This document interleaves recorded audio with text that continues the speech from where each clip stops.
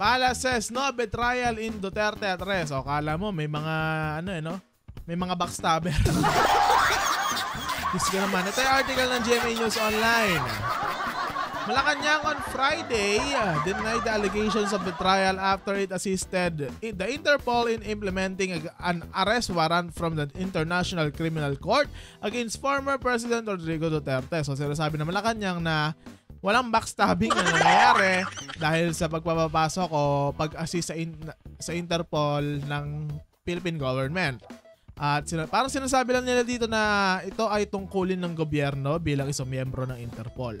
Di basahin na lang natin to para kung ano pa sinasabi ko, di ba? Ano sabi ni Palace Press Officer Under the Secretary Attorney Claire Castro? Kung iisipin po natin, wala pong ginawang betrayal ang Pangulo. Kanino man po dahil po tinutupad lamang ang sarili nating batas. Ayan, ayun yung sabi. Ayun ang explanation nila doon. Sana nangyari. Dagdag pa niya. So mas mahirap po siguro magkaroon ng betrayal ang administrasyon sa sarili nating batas. So wala pong betrayal kung kanino man po, kung ito man po nagpapatupad ng pag-cooperate sa Interpol. So sumusunod lang naman daw sila sa batas. Okay? Buti pa sila. Ata, di natin sure, diba? Castro earlier said what the government did was regular and based on Republic Act 9851 of the Philippine Act on Crimes Against International Humanitarian Law, Genocide and Other Crimes Against Humanity. Ito ang sabi uli ni Castro. It's just so happened that there is already pending case before the ICC and we are just complying and enforcing RA 9851, especially Section 17, wherein the stating therein that instead the authorities may surrender or extradite suspected or accused persons in the Philippines to the appropriate international court if any or to any other state pursuant to the applicable extradition laws and treaties. So, sinasabi lang dito sa batas na kung kailangan nila ay susunod sila at ililipad nila doon. Ayun, may nakalipad na nga. Senator Bato de la Rosa, who served as a Philippine National Police Chief during Duterte's controversial drug war, accused President Ferdinand Bongbong Marcos Jr. of betrayal after the arrest of the ex-president. Tandaan po natin na kapag ang lata walang laman, maingay. According to De La Rosa, Marcos supposedly assured him that he will never cooperate with the ICC as the International Tribunal might also pursue cases against his own family. O, parang sinasabi dito ni Bato na baka balikan ka daw nila. Marcos, baka daw balikan ka. Eh, paano kaya si Bato? Diba? Ano sabi niya? Huwag kang mag-alala, hindi ako mag-cooperate sa ICC dahil after ninyo, who's next? Baka kami na naman. Yan ang sabi niya sa akin. Sabi niya hindi mag-cooperate pero nung nakaraan sinabi niya, tapang-tapang niya, mag-cooperate ako sa ICC! Sabi ulit ni De La Rosa, feeling betrayed, betrayal to the max.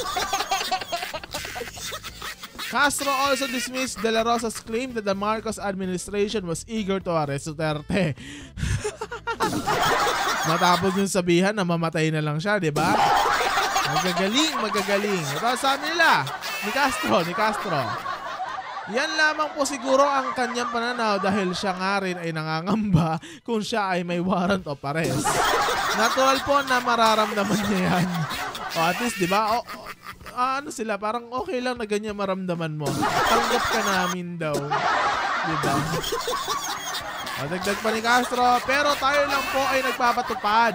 Nung dumating ang warrant of arrest sa pamamagitan ng Interpol, doon lamang natin pinatupad. So wala pong masasabing atat na atat po ang gobyerno na ipahuli ang dating Pangulong Duterte. Castro also clarified that the Interpol and the Department of Justice have hard copy of the arrest warrant against Duterte. So hindi lang sa cellphone nila sila meron. Okay? Tandaan natin yan. May hard copy. In a separate unang balita interview, Criminal Investigation and Detection Group or CIDG Chief Police General Major General. Ang dami naman general. Nicolas Torre III. Said Duterte's lawyer, Attorney Martin Delgras, signed a hard copy of the arrest warrant. Ayun pala, may lawyer naman palang pumirma dun sa warrant. Diyos ko. Sabi ni Torre, meron po, hindi po pala ma-ide-deny. Kung hindi po pala ma-ide-deny yun, kasi may hard copy po na tinanggap si Attorney Delgra. Pinirmahan niya ho yun. Diba? Tapos mga DTS, wala pong warrant of arrest, illegal, basta yun.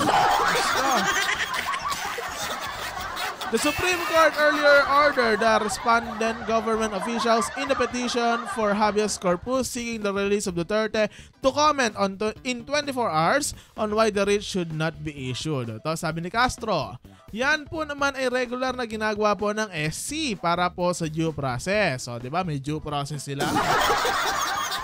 Yung iba wala, di ba? Para madinig din po yung kabilang panig. So, sasagot naman po ang gobyerno kapag natanggap na po yung ganyang utos through the Office of Solicitor General. Yan ang sabi ni Castro. The ICC may issue more arrest warrants for the co-perpetrators. Ayun yung pinapangambahan ni Bato. Of Duterte in connection with the killings during his administration's war on drugs, the lawyer of the families of the victims, Attorney Joel Butuyan, earlier said. So far, Castro said the palace has not received any communication on possible more ICC arrest warrants. On Tuesday morning, authorities served a warrant of arrest from the ICC against Duterte for crimes against humanity in connection with this drug war. I mean, naliligay pa ako.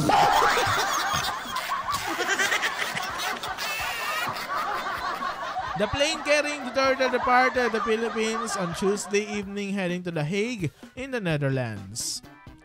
So, may delaying tactics pa nga atang naganap daw eh. Kasi doon po sa sa papel, nakalagay po kailangan daw po sumama ni Hanilet. Eh nagpumilit na ayaw, tapos sinabi daw na walang passport. Eh galing Hong Kong! Diyos ko naman! So ayun, gumawa ng bagong letter para hindi yung mga piloto.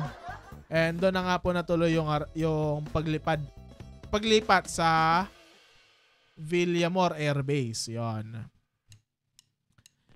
Okay, earlier Thursday morning on Philippine time, Duterte entered the Hague Penitentiary Institution or the Scheveningen. Ano ba to? Scheveningen Prison, Scheveningen. Okay? Where he is set to be held while awaiting trial.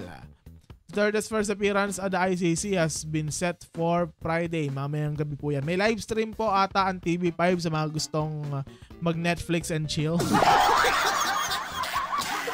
Ay, nako. Para sa mga DDS nating nasaktan, magpa-spa na lang tayo kasi cool ang magpa-spa. Spa cool. Ano masasabi nyo? Sa pangbabackstab daw ng palasyo kay Duterte. Comment down below.